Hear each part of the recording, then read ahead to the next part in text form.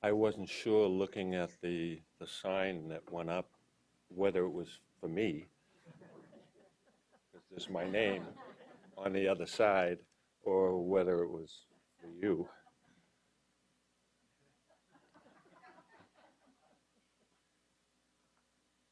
No, I want to thank you all, and I want to thank Matt and Cynthia for the opportunity to be here. It's a great honor. This is my disclosure statement, and given today's talk, I want to note that conflict of interest is an important professionalism issue. But given the multi-occupational, multinational framework of this conference, I think it's worth discussing somewhere within the meeting the degree to which conflict of interest may or may not be issues within other healthcare occupations and within other countries. I mean, the focus on conflict of interest within the U.S. may be driven by a variety of factors, such as the political pluralism and the capitalism that underlies our healthcare system, and not necessarily salient to other occupational settings. And before I get to the prepared comments for the day, I was intrigued by the clicker exercise, and particularly the second question about where issues of professionalism were highlighted within given reports, and Cynthia's comment about the actual word search or word count within the documents. I was reminded that, I mean, one of the more profound reports for me in terms of medicine's modern-day professionalism movement is Arnold Relman's 1980 article, Medical Industrial Complex, in which I think he does a brilliant job of outlining some of the crises facing medicine. But the words profession and professionalism never appear in that article. I think it's not really until 1991, and there was an editorial by Relman, I can't remember the name of the article now, in which he formally identifies the issues that he's addressing as being issues of professionalism. This is my occupational home. I work in Mayo Clinic's program on professionalism and ethics. It is, in Mayo terminology, an enterprise-wide program, meaning that it covers Mayo Rochester, Mayo Arizona, Florida, and Mayo's health systems. The director is Michael Brennan, and his administrative partner is Linda Maddie. And I think Linda is here today. Is she here? Okay, she's okay. Well, you'll get to meet her. Here are session objectives. I want to introduce you very quickly to the idea of professionalism as a social movement, and therefore something that's dynamic and evolving. I want to sketch out even more briefly the notion of how the development of an occupational identity may facilitate or even hinder transdisciplinary professionalism. And then I want to explore the notion of professionalism as a zero-sum game, and how socio-political activities upstream may undermine the educational efforts, or educationally based efforts, to promote transdisciplinary professionalism. So in terms of professionalism as a social movement, medicine's modern day, and most of my comments are going to be within the field of medicine just because that's the territory I operate in, is relatively new, dating back to the mid to late 1980s, but with a much longer history. This is what the overall movement looks like as a timeline, at least within medicine and within the U.S. The timeline is a product of dozens of contributions from professionalism experts within the U.S. and deal with important events, meetings, papers, legislations, books, etc. you're not supposed to be able to read the particulars on the slide, but they go from 400 BC to 1847 through the early 1900s to the present. And the point of the timeline is for you to consider, again, professionalism as a socially dynamic process, and one with a very long tail, but one where activities start to heat up in the 1980s and early 1990s. These are inclusive timelines, meaning that if someone believes that a certain event, a conference, publication, code, whatever, beyond the timeline, it goes into the timeline. And given the fact that we have individuals from a number of different health occupations and different countries, I think it would be very helpful for you to develop your own occupation-specific or country-specific timeline. It does help to give you a big picture, and it does help to keep things in historical perspective. And it helps people think about how professionalism evolves within a given occupational sector or within a given country. And it's not all that hard to compile, and I'd be glad to help in any way if any individuals are interested in doing so. The second takeaway point I want you to consider is how professionalism movements evolve. In the US, and with respect to medicine, and since the mid to late 1980s, this movement has evolved across a number of waves of pulses. I don't prefer to use the word stages because most professionalism issues continue to evolve and they're not fixed. But this PowerPoint was constructed by the executive director of the ABIM Foundation, Daniel Wolfson, and summarizing the waves and moving quickly through the slide.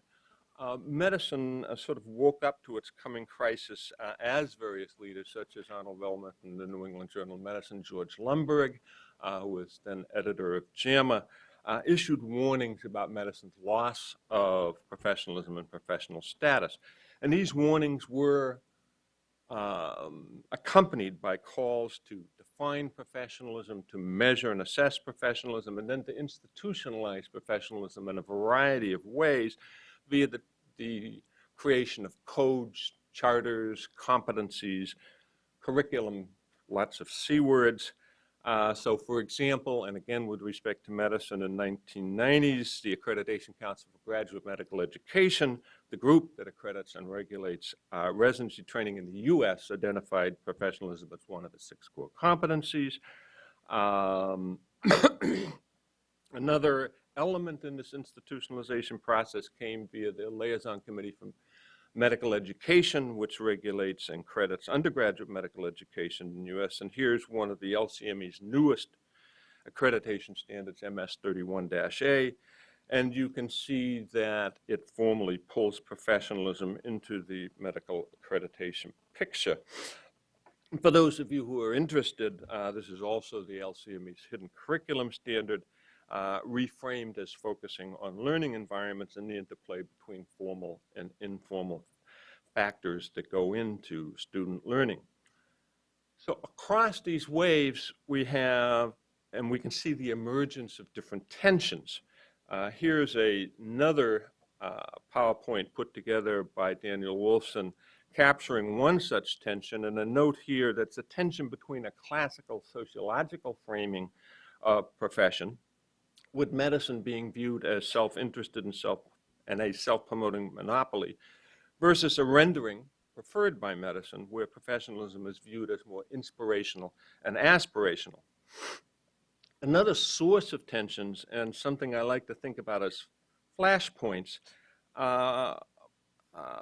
are places where sparks have been generated by either competing interest within professionalism, by conflicts or clashes between professionalism and organizational prerogatives, and clashes between professionalism and environmental prerogatives. One early flashpoint was conflict of interest, and in fact, as I mentioned, some of the earliest editorials by medical leaders such as Wellman and Lundberg specifically identified commercialism as being antithetical to and corrosive of professionalism, and specifically called upon physicians to place professional considerations ahead of commercial considerations. Another and more recent flashpoint, duty hours, limits on the number of hours resident trainees can work. Even more recent, social media, issues of what can be posted on websites such as Facebook. Fourth area, student pushback against the formal curriculum of professionalism, or what some medical students refer to as the P word. There'll be other flashpoints in the future. I really don't know what they will be. Possibly one will be around issues of interprofessional education, or perhaps even transdisciplinary professionalism. But whatever they are, the point is that they give us opportunities to revisit the tensions that are a core part of any professionalism movement, and thus what it means to be a professional. Your countries, your occupations will have their own waves, their own flashpoints. Identify them, and you start understanding your own professionalism movements better. And perhaps we can use this knowledge to begin building bridges between and among the different health occupations. Now, this is all professionalism at a 50,000-foot level. And what I'd like to do for just a moment is drill down into just one of the pulses to give you a sense of where we've come from and where we might be going. And my example has to do with issues of definitions.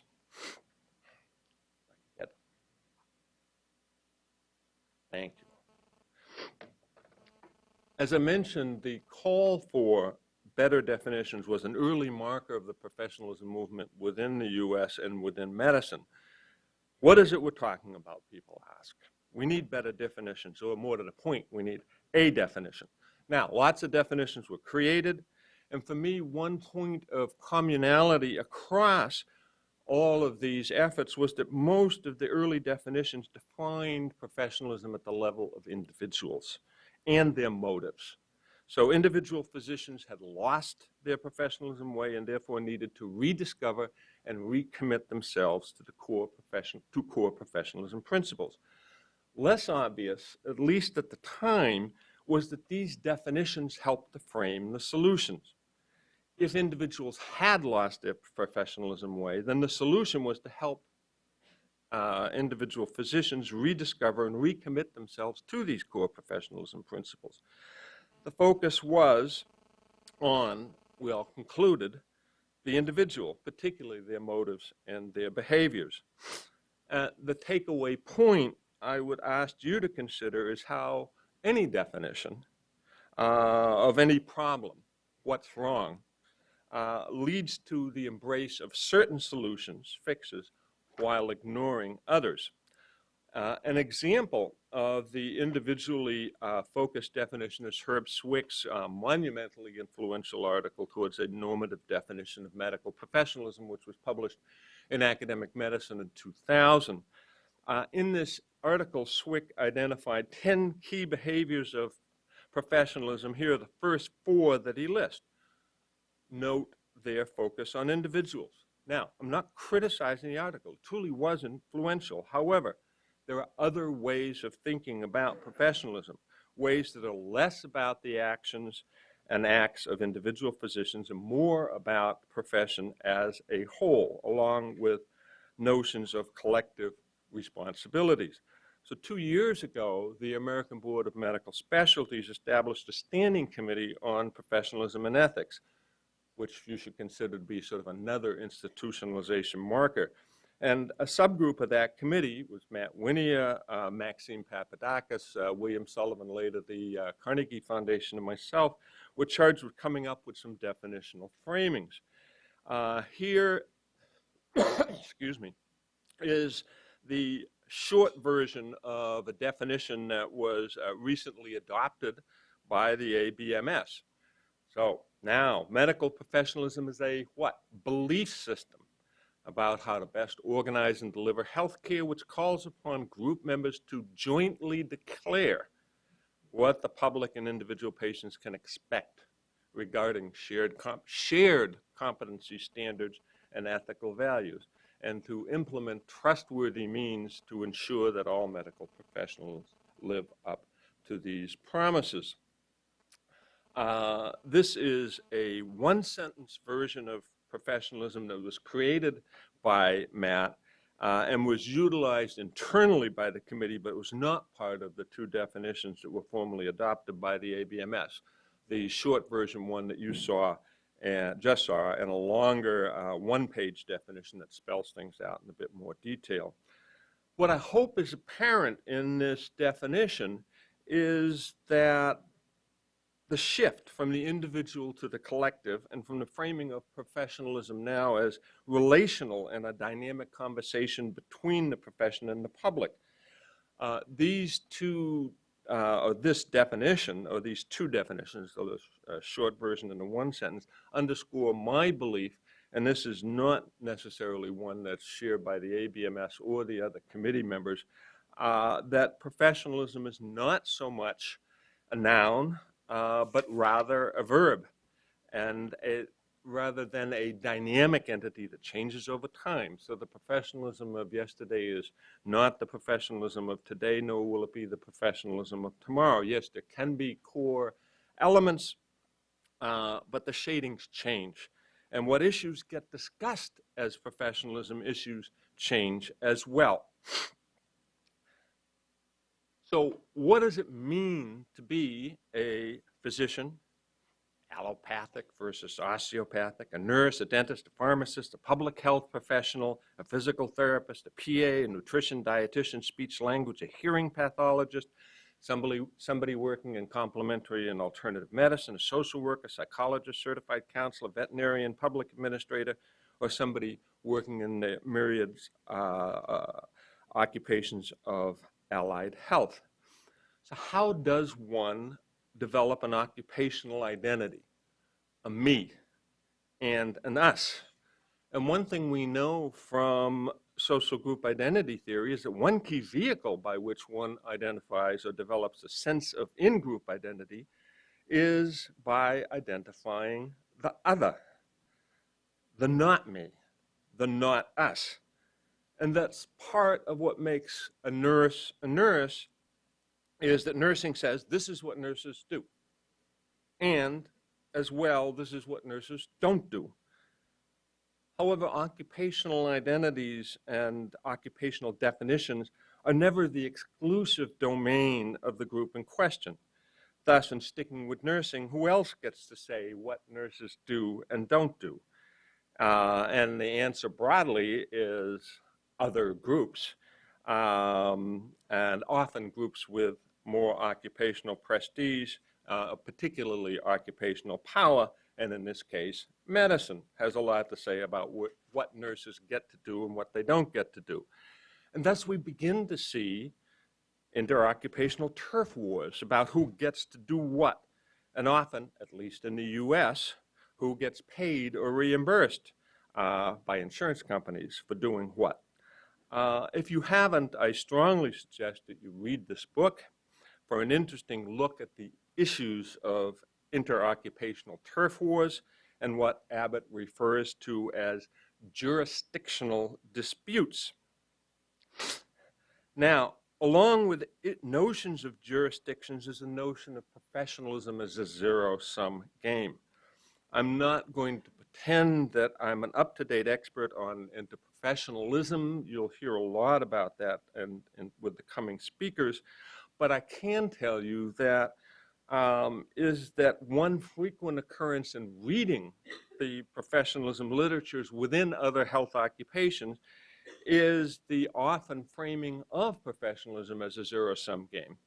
That in order for one group to acquire professional status or to increase their professional status, usually the group writing the article, professionalism is framed as something that has to be taken away from the other group that has more professional status. So for X to gain, Y has to lose. And usually the loser, or at least the target of professional envy, is medicine.